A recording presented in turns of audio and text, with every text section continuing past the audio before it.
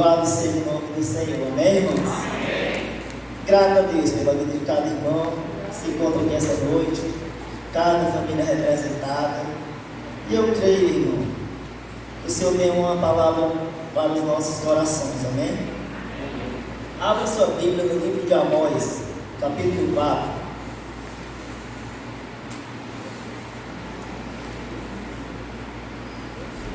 Amós, capítulo 4. Louvado seja o nome do Senhor.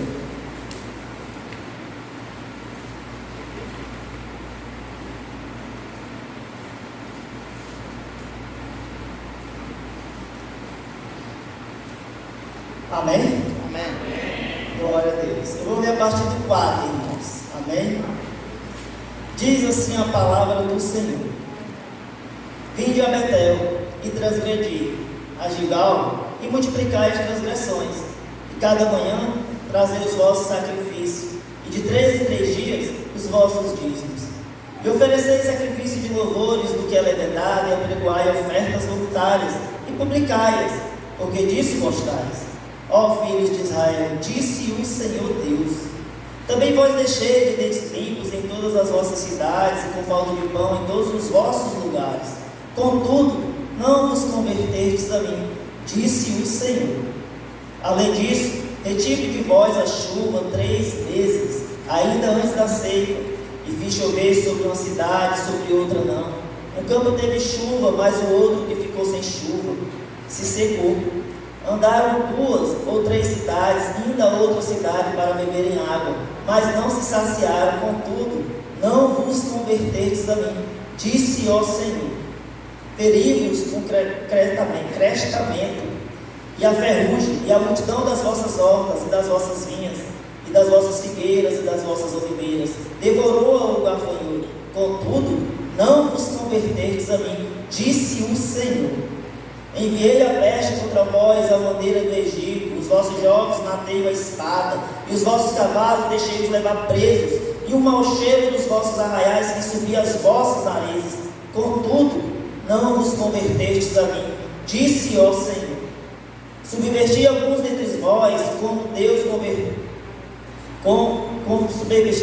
alguns dentre vós, como Deus subverteu a Sodoma e a Gomorra, e vós fostes como tição arrebatado da fogueira. Contudo, não vos convertestes a mim, disse o Senhor.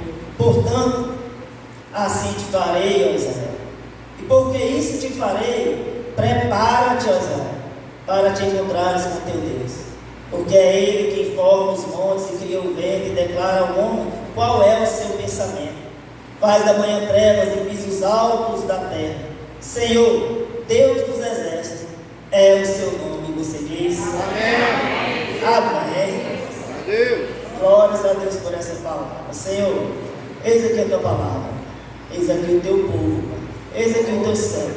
Fala aos nossos corações conforme tudo que o Senhor tem derramado ao meu coração. É assim que eu te oro, em nome de Jesus Cristo e para a glória de Jesus Cristo. Amém. Amém.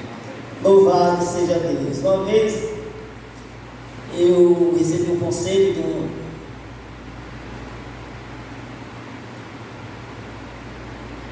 de um homem de Deus. Perguntei a ele: por que a gente fica tão nervoso quando vai pregar, se nós não vamos falar de nós mesmos, mas da palavra do Senhor? Ficamos nervosos, ficamos muitas vezes temorosos. E esse homem de Deus me falou assim: isso é bom, nunca perca isso. No dia que você perder isso, aí você se preocupa, porque isso demonstra temor ao Senhor, dependência do Espírito Santo. Vou honrar esse homem essa noite. Quem me disse isso há muito tempo foi o pastor Edson, vocês podem não estar lembrados, mas eu nunca esqueci dessas palavras. Tenho guardado o temor, tenho guardado a dependência. Amém? E estou sempre diante de Deus com muita dependência do Espírito Santo. Aleluia! Movido por esse entendimento, quero trazer a igreja aqui que o Senhor tem colocado no meu coração para essa noite. Sabemos e conhecemos que o Senhor falou ao seu povo por meio dos seus profetas. Aqui o Senhor levanta Amós para falar a Israel, mas na parte do norte. Os historiadores vão dizer que Amós, ele é da tribo de Judá, que ele não tinha sacerdócio, ele não era filho de profetas. ele tinha sua profissão e ele relata isso, ele era boiadeiro, né, plantador de cômodos. E Deus o levanta para uma missão muito peculiar, que é exortar Israel. E o interessante é que nesse período que ele exorta Israel, é um período que Israel está vivendo maior bonança até aquele momento. Está em paz, está prosperando, não há falta de nada, estão construindo suas casas belas e plenas. Mas contudo, irmão, é o período que Israel passa sua maior crise moral e espiritual. É um tempo que a imoralidade ideológica predomina em Israel. E quando Amós é levantado, é para trazer juízo, uma palavra de decreto da parte do Senhor. Por quê? Porque isso subiu às narinas do Senhor. Isso subiu ao trono de Deus. A depravação moral, social, não há empatia. Cada um faz o que quer, da forma que quer. Então Deus vai nos exortar da seguinte maneira: esgotou-se a paciência de Deus. Findou a paciência de Deus para aquele momento da história em que Israel atravessa. Então é para esse tempo, é com essa mensagem que Amós é levantado, para tratar uma depravação total do seu povo, no que tange à espiritualidade, no que tange o povo de Deus, o seu pecado, para tratar o seu povo. É uma palavra de juízo, o juízo é inevitável, a menos que esse povo se arrependa de todo o seu coração. Porque Deus, antes de operar juízo, Ele sempre oferece misericórdia. É para isso que Amós é levantado. E quando ele inicia o versículo 4, ele fala algo que nós sabemos que é um sarcasmo, que nós sabemos que é uma ironia, porque ele convida o povo para o quê? Para transgredir. Deus jamais vai chamar o seu povo para transgredir o culto. Então ele vai usar de sarcasmo, vai usar de ironia. Vinde à casa do Senhor, transgredir o culto, oferecer sacrifício, oferecer louvores, oferecer dízimo. Por quê, irmão? Porque é um culto idólatra, é um culto que não exalta a Deus, é um culto segundo a satisfação pessoal de cada um, conforme cada um quer manifestar a sua adoração, trazendo satisfação ao seu ego. É como quem diz: eu estou cultuando, isso é que importa, mas o culto não era de acordo com a vontade de Deus. E é por isso que todo culto no qual Deus não é exaltado, no qual Deus não é adorado, e a idolatria tem a ver com a satisfação humana, torna-se idolatria, logo transgressão ao Senhor. Se o culto não é direcionado à pessoa de Deus, se o culto não é para Deus e é para si ou para qualquer outro meio, não é do agrado de Deus. São apenas liturgias, são apenas reuniões, são apenas satisfações pessoais. E essa é a exortação para o povo de Israel nesse momento. Por que eu sei disso? Porque o culto em si gera-se o que? Adoração ao Senhor, e mediante a voz do Senhor, uma mudança de vida, uma mudança de comportamento, uma mudança de pensamento. E nesse momento o povo oferece seus cultos idólatras e não há uma mudança de comportamento. O povo vão ao culto, oferece sacrifício, oferece louvores, paga seus dízimos corretamente, mas contudo não há conversão. Por 5 vezes o Senhor deixa isso bem claro: eu enviei isso, enviei isso, enviei isso. Mas vós, diz o Senhor, não vos converterdes a mim. Se não há uma conversão, se não há uma mudança, se não há uma intenção de mudar, sinto dizer, irmãos, falo da paz do Senhor, esse culto não condiz com a vontade de Deus, esse culto não chega a Deus. Eu vou falar um pouco sobre isso essa noite. Há culto, há liturgia, há os dízimos, há as ofertas, até os louvores. Mas Deus não está sendo adorado nesse culto específico. E é isso que Amós vem denunciar. Porque o culto que é para adorar a Deus, que é para ouvir a instrução do Senhor, espera-se que esse povo receba a palavra do Senhor, guarde seu coração e se mova em obediência a essa palavra. Haja verdadeiramente uma transformação, e toda exortação parte desse princípio: vós não vos converterdes a mim. É necessária a mudança, é necessária a conversão, é necessário andar em novidade de vida, meus irmãos. Francisco, que isso se aplica a nós? Tudo. Temos visto muitos cultos, temos visto Como a igreja tem se movido, parte dela, eu não vou generalizar. E muitas delas estão vivendo rituais, mas que as pessoas entram, saem da mesma forma. E não só isso, tem seus egos massageados por uma palavra relativa. Não é uma palavra de confronto, e se não tem confronto, não tem mudança. Se cada um faz o que quer e adora como quer, não há adoração. Tornar-se-á uma transgressão, diz o Senhor.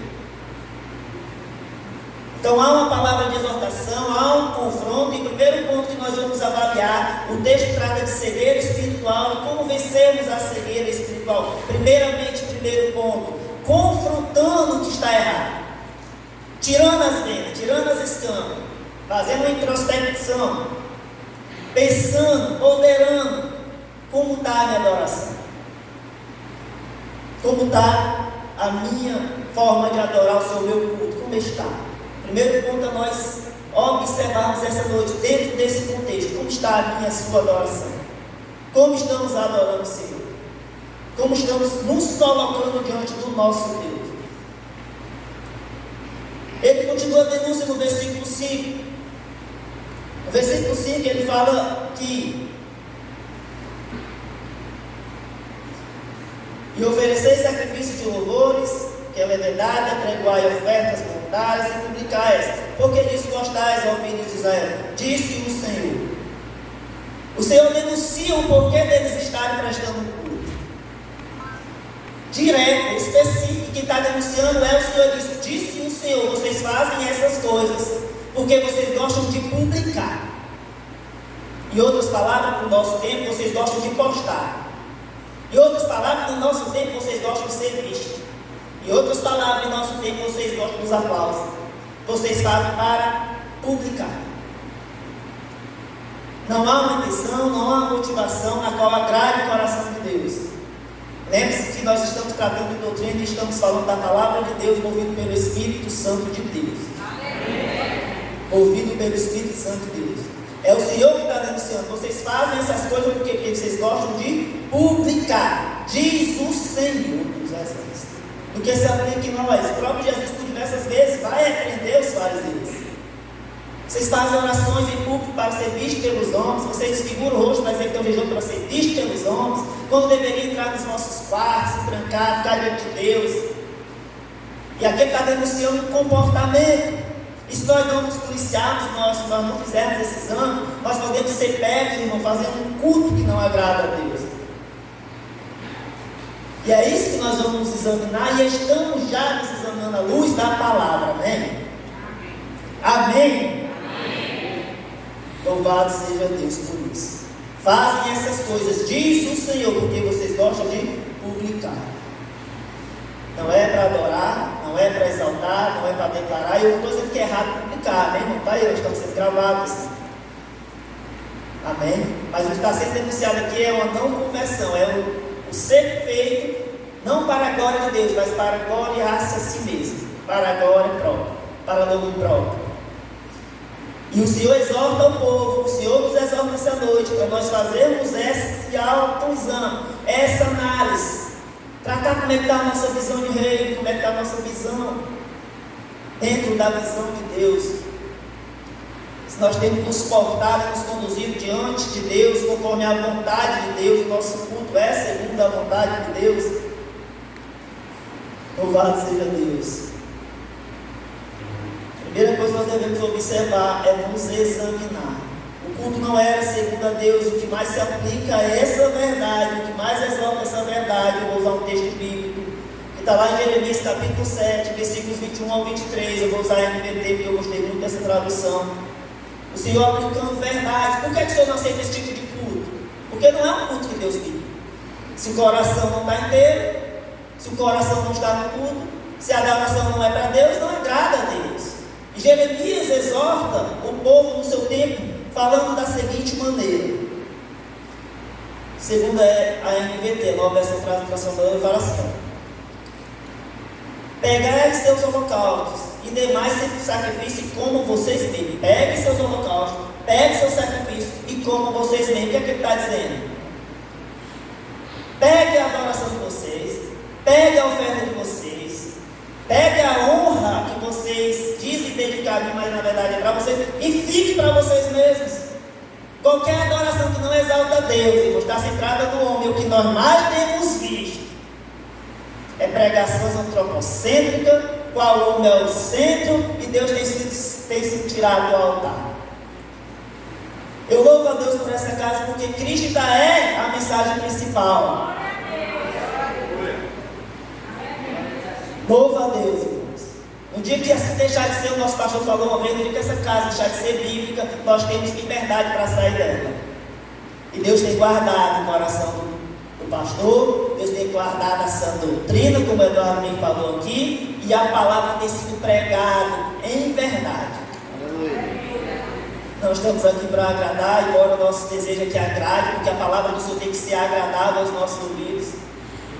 Vivemos um tempo em que as pessoas estão fartaceando da palavra de Deus, pastor. As pessoas já não têm mais prazer na palavra de Deus, já não querem mais ouvir a instrução do Senhor.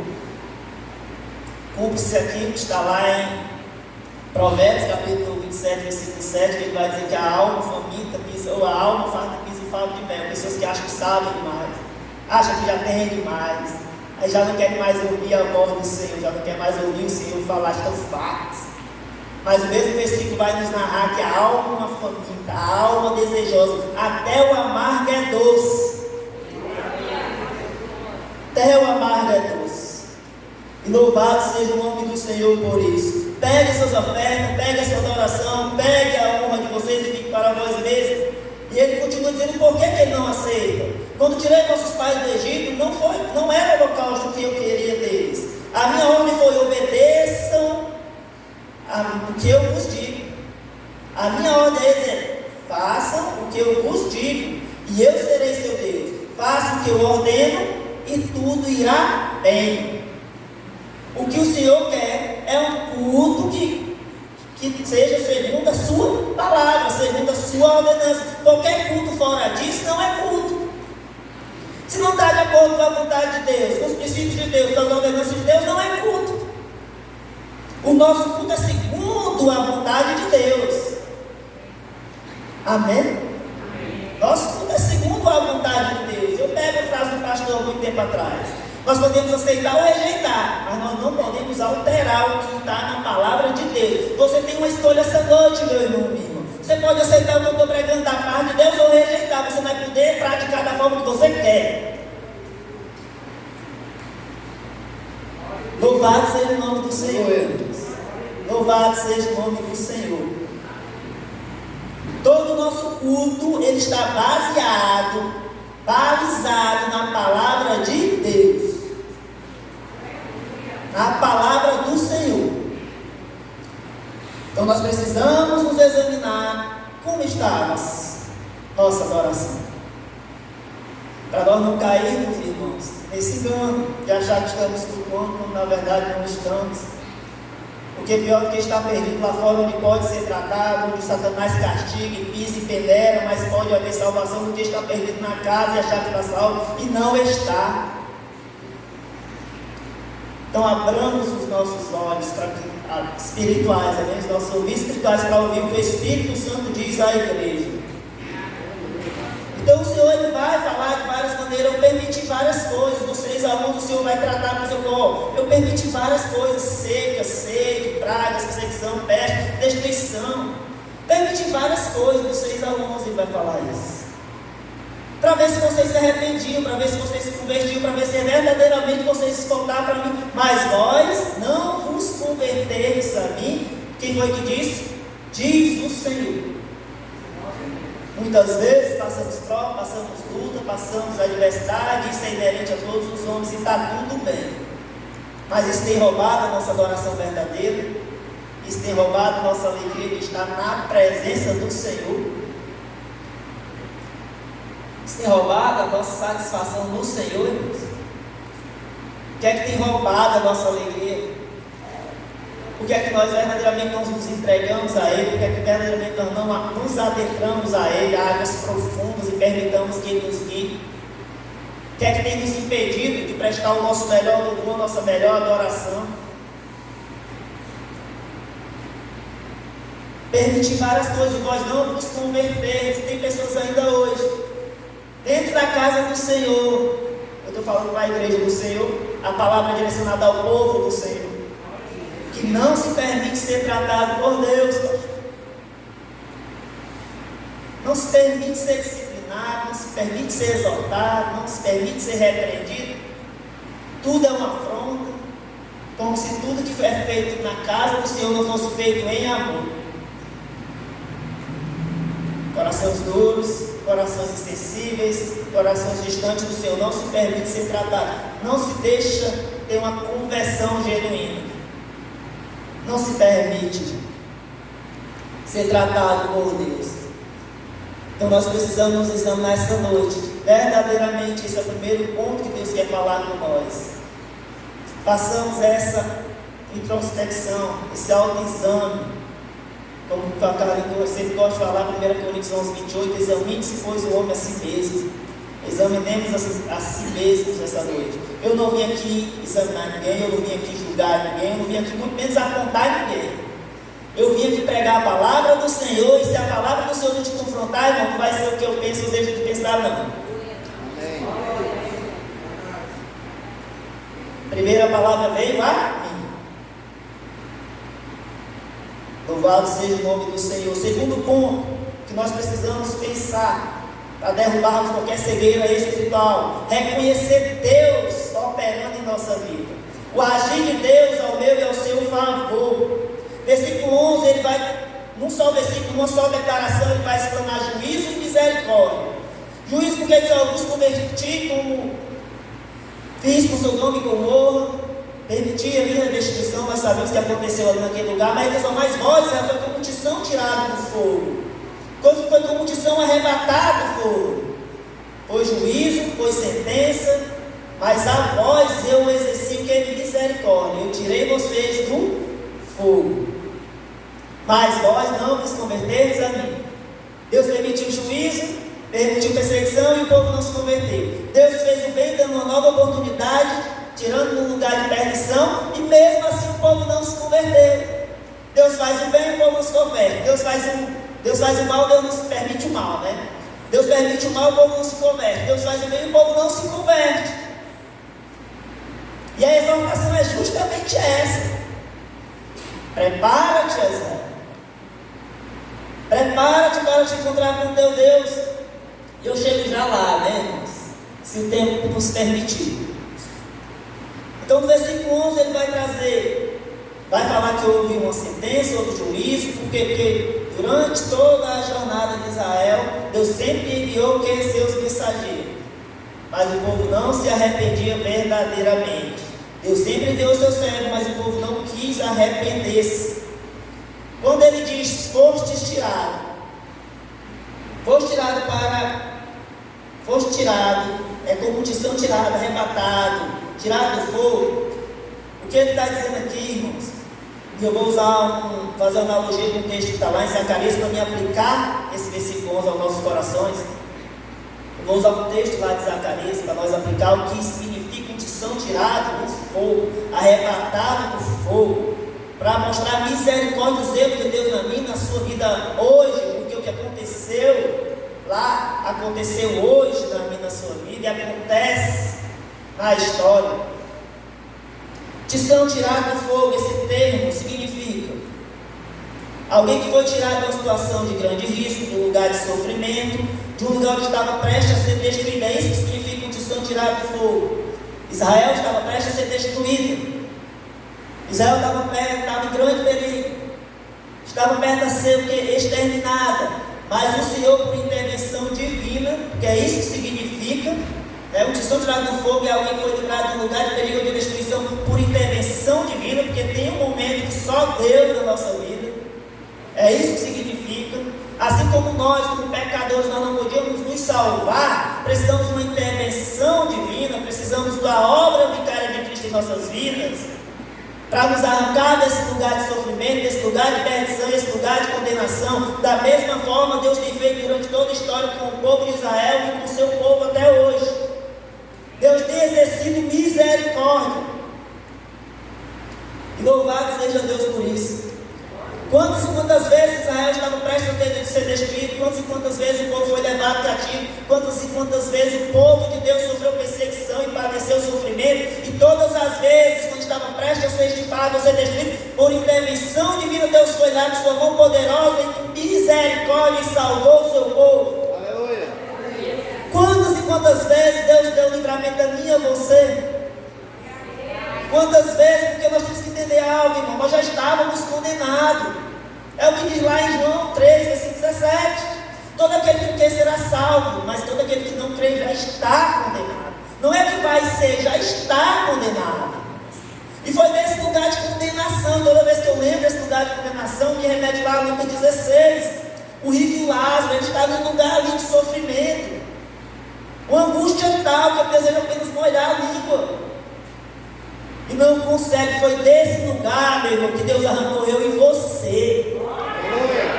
Foi desse lugar. É isso que significa ser esse termo. É isso que significa ser um tição arrancado do fogo. Só que muitas vezes nós não mensuramos o tamanho da graça de Deus em nossas vidas. Eu e você já estávamos condenados, meu irmão. É a misericórdia de Deus que está sobre a nossa vida. Eu e você estamos aqui essa noite não por merecimento, mas pela obra de Jesus Cristo na cruz do Calvário.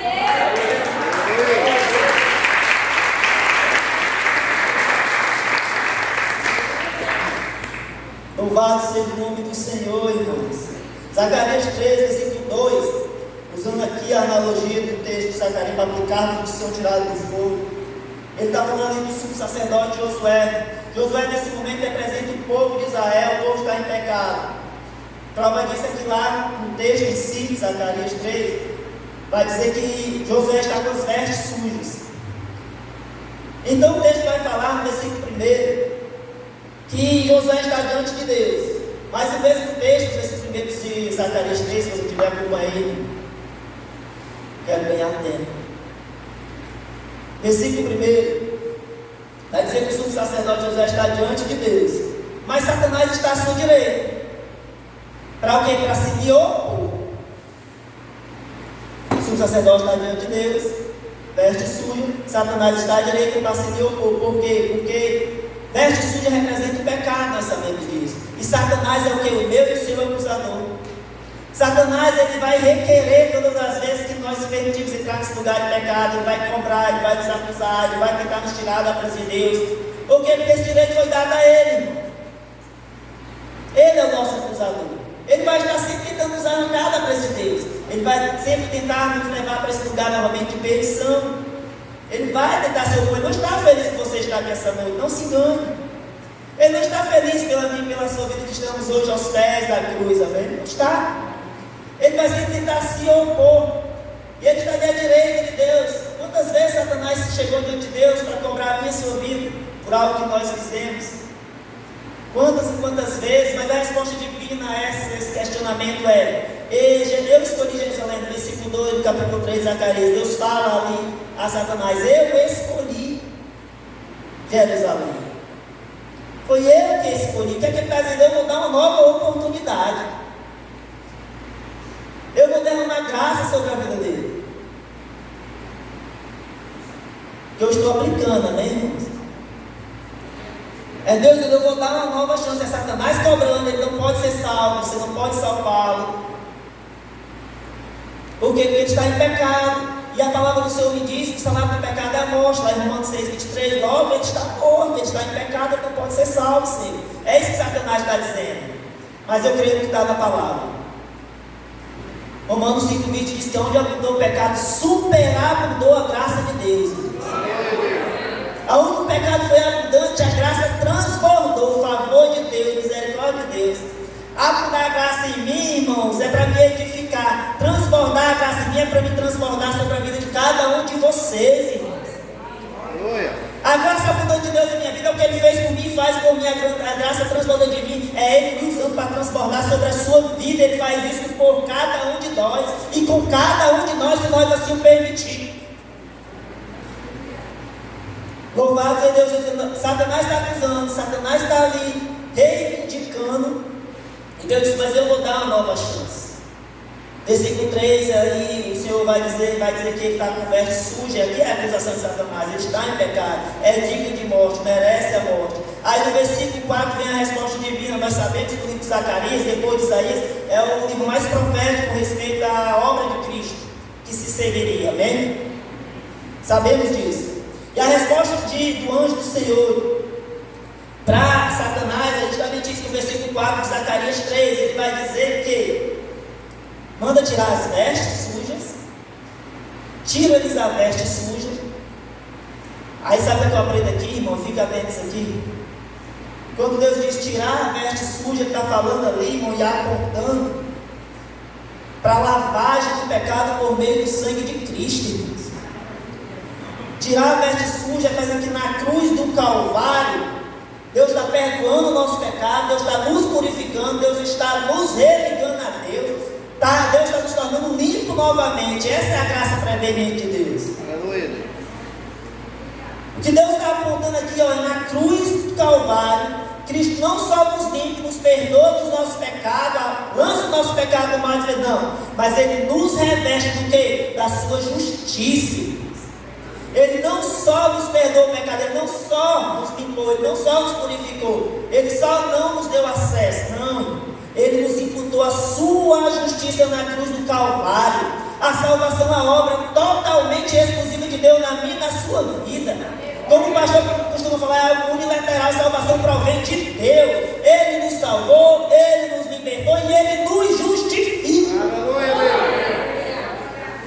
É isso que Deus está falando. Satanás está apontando para o futuro. No futuro ele será justo e terá novamente uma oportunidade. Amém, irmãos? Hoje nós temos uma nova oportunidade. O versículo 7 de Zacarias 3 vai falar justamente sobre isso. A obra da salvação é algo exclusivo somente de Cristo na minha e na sua vida. Ele nos deu acesso. Ele nos deu direito à salvação se nós assim o quisermos, por meio de Cristo Jesus. Amém? Amém. Por meio de Cristo Jesus. Mas no versículo 7 existe uma responsabilidade. De Zacarias 3 ele vai dizer que assim diz o Senhor: se andarem nos meus caminhos, se observares as minhas ordenanças, se andares nos meus caminhos e se observares as minhas ordenanças, que é a minha sua parte, é a minha sua parcela, é o meu e o seu dever. Julgarás na minha casa, guardareis os meus atos, e eu te darei um lugar. Amém? Amém. Se os textos estiverem errados, ele me diz. Eu não tenho aqui, mas eu creio que está tudo certo. A obra da salvação exclusiva de Cristo.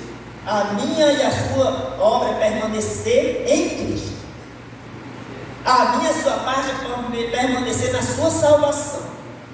A minha e a sua parte não é andarmos em obediência.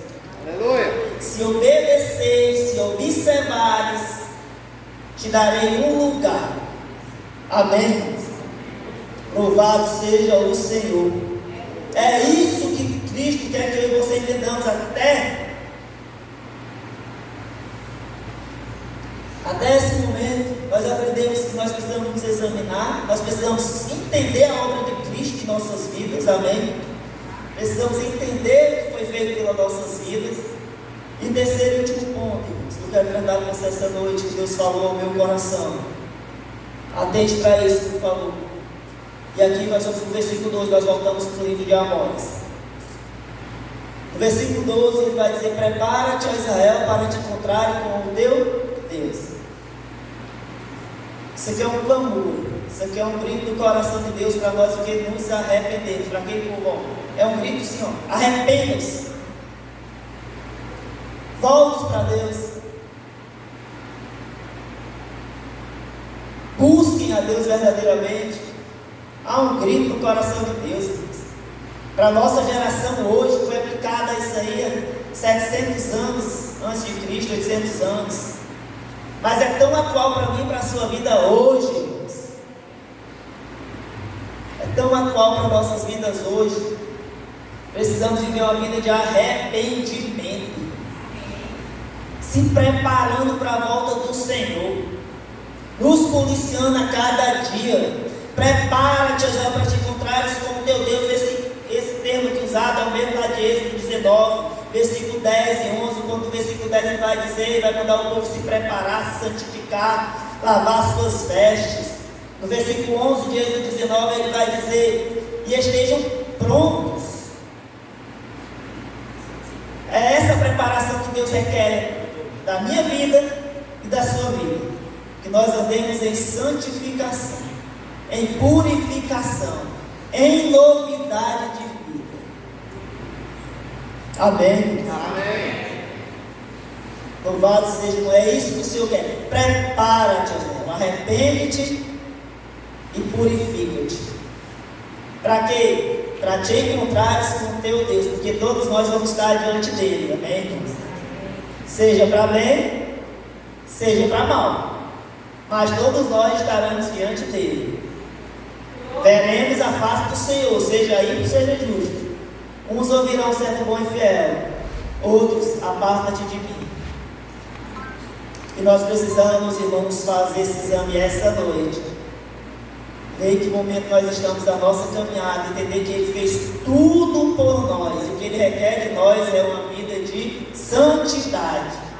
Santidade é se separar para Deus, afastar-se do mundo, purificar uma vida de adoração, de repudiar o pecado. Repudiar o pecado, não se conformar ao teu conformismo com o pecado. Vestes lavadas representam o quê? Um novo caminhar, novidade de vida. Amém, irmãos? Amém. E louvado seja o nome do Senhor, porque essa casa, irmão, tem pregado continuamente a importância dessas coisas. O que fazemos com o que ouvimos, irmãos, é de cada um. Mas Deus, irmãos, eu creio que no meu íntimo, no meu coração, por tudo que eu tenho vivido nessa casa há 10 anos, é que Deus tem falado. É que Deus tem falado, porque tem sido permitido Ele falar à sua igreja. Estamos debaixo da orientação de Deus e do Espírito Santo de Deus, irmãos. John Bunyan, seu livro Peregrino, irmãos. Quem já leu o Peregrino, quem não leu, irmão, recomendo. Você que tiver a obra que Deus viu, mas o livro ensina uma aplicação precisa dos conceitos da Bíblia. É um dos livros mais lindos que eu tive o privilégio de ler. É uma andança, é uma construção, é uma vida em obediência e renúncia. É um dos livros mais belos que você pode ver Deus falar através da vida de um homem, de John Bunyan. Ele vai dizer algo interessante em relação ao pecado e à graça de Deus. A graça é uma convicção. Escute isso aqui, irmãos, por favor. Ele vai dizer no seu livro que a graça se revela tanto a quem tem, aqueles que recebem a graça, quanto aos observadores. Ele vai dizer a quem tem a graça dá uma convicção de pecado e de condenação. E uma consciência, uma necessidade vital de buscar o Senhor, porque entende que Ele é pecaminoso, entende que Ele está distante da glória de Deus e que necessita da obra de Cristo em sua vida. Então a graça se revela no coração do convertido por meio de uma convicção de pecado e de condenação, e que nós somos totalmente dependentes do Senhor. E aos observadores, a graça se manifesta e se revela neles quando eles olham para mim e para você e vê uma mudança de comportamento, vê a nossa conduta. E aqui entra a questão do testemunho. Porque Deus vai usar de graça com aqueles que estão de fora, a olharem para nós e Ele dizer: eu fiz isso na vida dele. A minha graça está sobre a vida dele. Então a graça tem esse poder de gerar em nós a dependência de Deus, de revelar ao mundo que Ele é capaz de fazer na vida de um homem pecador e caído, que se coloca na mão de Deus, e que se permite ser moldado e tratado por Deus. Amém? Amém. Louvado seja o nome do Senhor. Porque nós devemos nos preparar para estar com Deus, aqui eu encerro e aplico. Porque nós estaremos diante dele, versículo 4, para finalizar. Ele vai exaltar a grandeza de Deus. Se prepare, sabe? Porque vocês vão estar o quê? Diante, aí ele vai dizer, diante do teu Deus, e Ele é poderoso, Ele faz os montes, Ele faz todas essas coisas. Senhor dos exércitos é o seu nome. Nós vamos estar diante do Deus Todo-Poderoso. Aleluia. Retentor de todo poder, não vai dar para encostar o Senhor na parede, não, irmãos. Não vai dar para dizer para o Senhor naquele grande dia o que Ele tem que fazer ou deve fazer, não. É você, Deus, seu joelho e sua língua, confessando que Ele é Senhor. Depois disso, segue-se o juízo. Mediante tudo isso que foi pregado, para nós buscarmos em Deus força, para nós vencer qualquer cegueira espiritual que porventura esteja brotando na minha e na sua vida, que precisa ser arrancado. Precisamos fazer um autoexame. Precisamos reconhecer Deus em todos os nossos caminhos. Precisamos estar preparados para a vida do Senhor. E a minha oração essa noite para você, para mim, é que Deus nos dê graça por graça. Que Deus nos dê a alegria, irmão, de andar seus caminhos em retidão. Que Deus nos dê força e nos fortaleça. Que Deus nos guarde de pecar contra Ele. Essa é a minha oração essa noite. A Jesus Cristo, toda honra, toda glória e todo louvor.